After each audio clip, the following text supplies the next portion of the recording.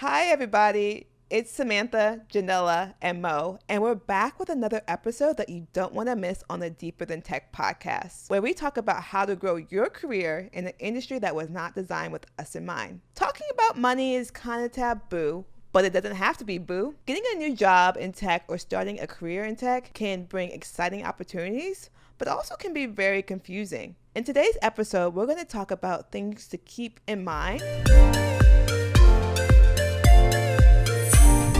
We'll be diving deep into this topic, but before we do, make sure you are sharing this podcast with a friend or a coworker, just so we know that you're loving the podcast. So going from minimum wage to a tech salary can be quite drastic. You went from surviving and living paycheck to paycheck to having disposable income. Of course, we're not financial planners. Y'all, what's that like legal mumbo jumbo? Well, you guys know. We're not financial advisors and are not legally responsible for what you do with your money. Please consult with a financial advisor before making any major moves. Yes. Money moves, okay? Listen to Mo, because she knows. Okay. We are just learning every day about finances, and we're just going to come through and give you all our experience as we broke into tech. Or you can just buy Janela's NFTs. Yes. We can all be millionaires. Yes. Buy Janela's We're going to put that in NFTs. every podcast. Every podcast is going to be about your NFTs on a wall. Yes, we'll find some way. So, if you're not buying NFTs, what was the first thing that you did with your first tech paycheck? I definitely traveled. I got on the first plane smoking. And I mean, looking back on it now, I was like, okay, I was spending a little money. So real quick, story time. I was in Florida and dropped my phone in the ocean, and your girl went straight to AT&T and bought another one. What? I didn't even care. I was like, oh, it's fine. I'll just get another one. And I was like, okay. That's when I realized your girl got some money. That's a good feeling to not have to worry. Or cell phone insurance. Yeah. One or the other. I hope. Mo, what did you do with your first tech paycheck? Well, I want to say that I broke into tech to make six figures, but I actually left six figures. I went to tech for more freedom in my job. So I went because I love software engineering and I wasn't able to do that where I was at, and I saw more room for growth. So it wasn't so much that I had to change my lifestyle or my paycheck.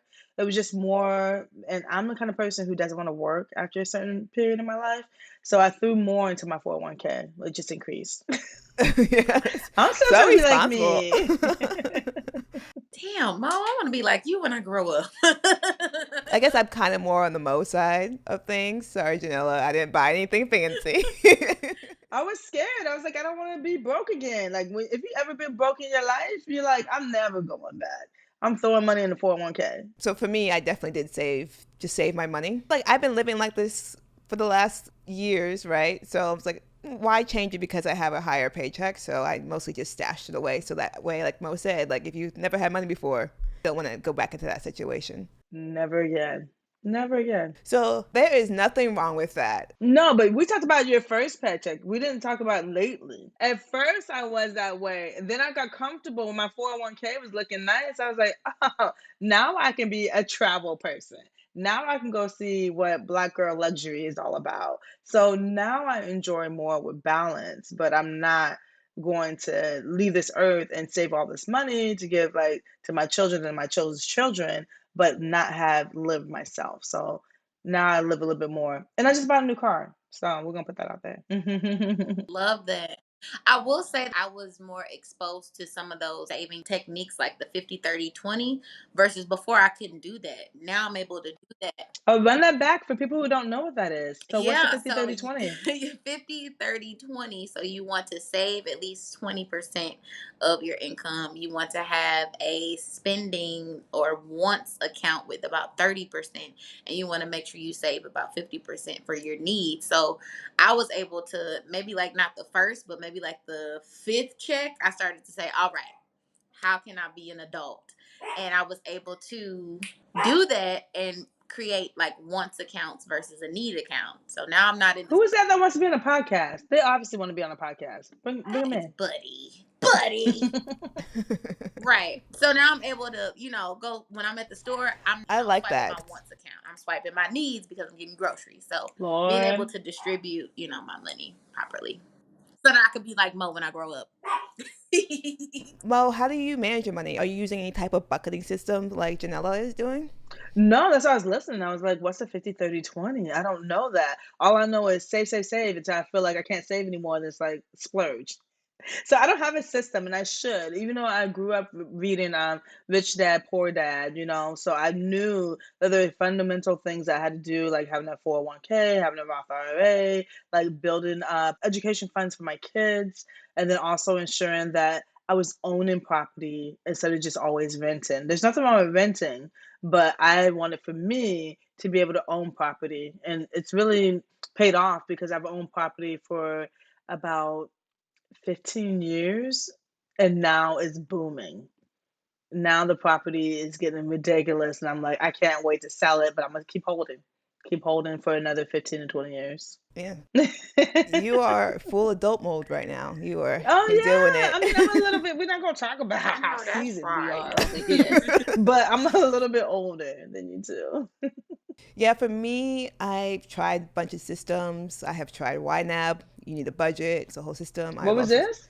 YNAB. You need a budget. It's like a system where you like every dollar goes somewhere. I use Excel sheets. But what works for me is just buckets. Like this account is for funds. This account's for needs. This account's for savings. That works for me. And like making sure that your paycheck goes to these different accounts. So like if it's your savings, you'll never see it, right? It's just going there to be stashed away. So that's the way that I, Oh, that's the best tip, to yes. just do allotments. That's probably how I save the most money. Is I do allotments, and when I get a pay raise, I never see the pay raise. I just beef up my allotments to my savings and to my TSP. Mentally, I'm still living off a $60,000 salary, but the extra money is still just stashing away. You know. Yes. So speaking about salaries, do you share your salaries with your coworkers? What are some of the benefits and cons of doing so? Well, I'm a government employee, so I'm not going to be very much in this conversation because my salary is public to everybody. So I just tell you what step I am on the GS system, which is helpful because you don't have to like fight with other people in there in your office about salaries, or you don't have to be secretive.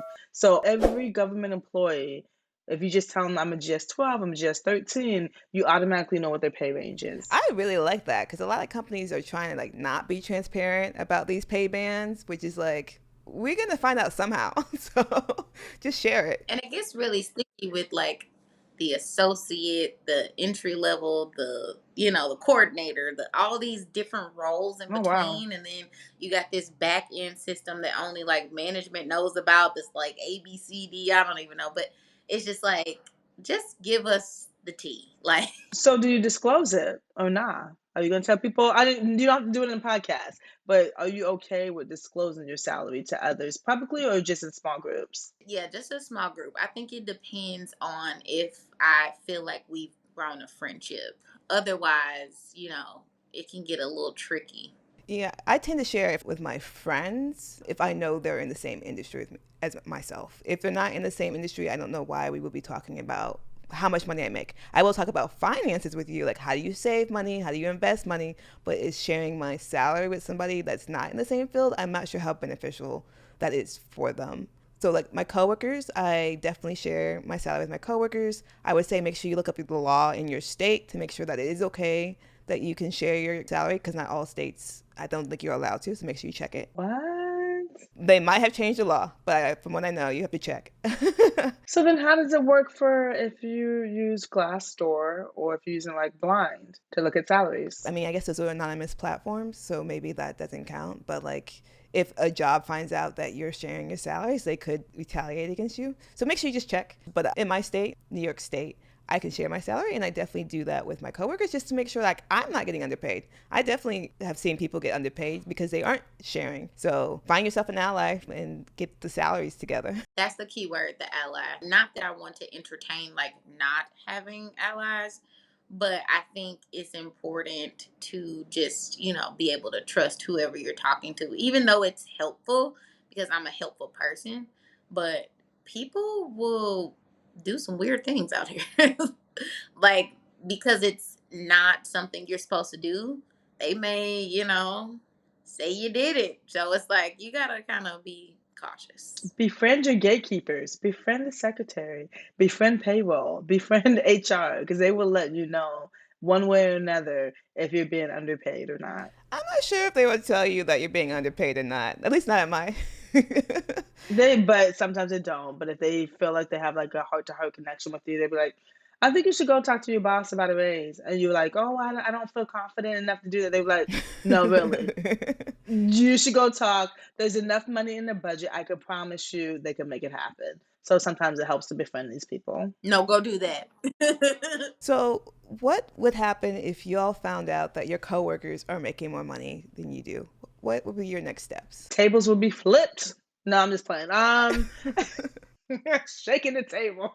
I'm shaking the table. No. I've had that happen. I wasn't in tech, but I was, in an entry level job and trained somebody who was actually my friend. I put her on and they started her at a higher rate that I was getting paid after being there for like a The year and a half. disrespect. So yeah, I shook some tables and went up to like the director to have that conversation because it's like, Make it make does that make sense. sense to you? Because that don't make sense to me. So, and they bumped it up because it was like, it did not make sense. How are you starting this person off who I'm training at a higher rate than I'm getting paid after being here for so long? So how did you discover the difference? Was it because you had that camaraderie with her, like you guys were having open? See, that works. Yeah. That works. It was Okay. my actual friend. Mm. Yeah. Like I was like, oh, friend, they're hiring. And she got hired and she told me. Yeah. And I clutched my pearls. Did you bring up the person's name while you were having that conversation with your director? You know what? I don't recall. I want to say I didn't, but at the same time, I think it was They obvious. So I knew. think it was one of those things where, like, I did not say her name, but they knew who I was talking about. So it's just like, y'all go handle that there. But I did my part by not disclosing, kind of thing. Yeah, I'm super glad that you didn't say anything about her name because I think for me, if I give my information to you, I'm giving it to you so you can like make your own moves. Like maybe that's staying at the company and trying to negotiate with them or leave, not to put me in the middle of a situation. So I'm glad that you didn't. But it's hard to do that. How do you not? You know what I mean? It's very hard to do that because they're gonna want evidence and proof. How do you not bring up the name or They have the evidence. They know everybody's salary. What proof do I have to show you? Exactly. I feel like it's almost like court, right?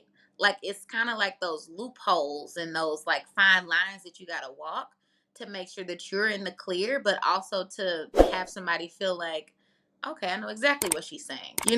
Like you mentioned the HR saying, I think you should ask your boss for a raise. She didn't say anything that was not, you know, but you understood because it's like what's understood that need to be explained. So So now that our paychecks are right, because we negotiated, how are y'all getting financial advice from other people? Are you going out there and searching the web? Are you talking to people? How do you get your money right? it's a scary world out there with Janella trying to push your NFTs to people, where people talk about blockchaining, with the Web3. There's so many ways. Oh my goodness, let's not even talk about the millionaires clubs that we see on all these social medias where they're just like, join our club and we'll show you how to, crypto trade and everything. So there's so much e-commerce, like how to sell your course. There's so many things out there that are telling you how to make money. So it's hard to really vet what can work and what can't because there's a lot of people who are giving heavy scammer vibes. That's the only way I can describe it. But I think the best way to vet it is to go with true financial systems that have been documented, like not just on Instagram, but you can actually pick up a book. You can actually see things that have worked in the past, even though things are changing technology wise. Finances really don't change that much in the finance world, and just going with people who are known to be financial advisors. So sometimes you do have to pay money for a great accountant, for a great person that's going to tell you how to invest in the stock market, those kind of things. So yeah. I agree. That was exactly what I was about to say as far as like, staying the course with those IRAs, 401ks, real estate, stuff like that is been around forever that I like it's all proof and documented that it's gonna make you some money. Earn Your Leisure podcast is really good. I don't know if y'all listen to that, but just black men just really, kicking down like having that hand in the stock market and real estate and all of that, and they interview really good people. But I think for me, I am definitely just a googler and I try my best, and if there's somebody that I know that has their ish together, I kind of say, or ask them like, who did you go through, or what program do you use? Do you use Fidelity? Stuff like that. And I just wing it. I just make sure that if it's something new, like a stock or a Bitcoin, or not Bitcoin. Oh, I wish I had a Bitcoin. What am I saying? Crypto. I put in what I don't mind losing. So like, I put in some money months ago and I am down, but it's just like, we'll see what happens, but I'm not mad I lost it at the same time. So making sure you're not putting all your money out there with whatever you're doing. If it's not that like grassroots, like, investment property and stuff like that. Yes, I like how both of y'all are going out there and getting the information that you need, because we weren't taught finances in school. I'm not sure why that's not a subject, but I'm glad that we have Google now. We have people that you can reach out to, maybe on social media, but like also books. So let's make sure we all get our money right. Now that we have our bigger paychecks, let's get our money. So thank y'all for listening to another episode of the Deeper Than Tech podcast. We would love it if you tag us on social media to let us know that you're actively listening. We've been loving hearing your feedback. We would also appreciate if you rate us on Apple Podcasts and leave us a review. So that's it for now.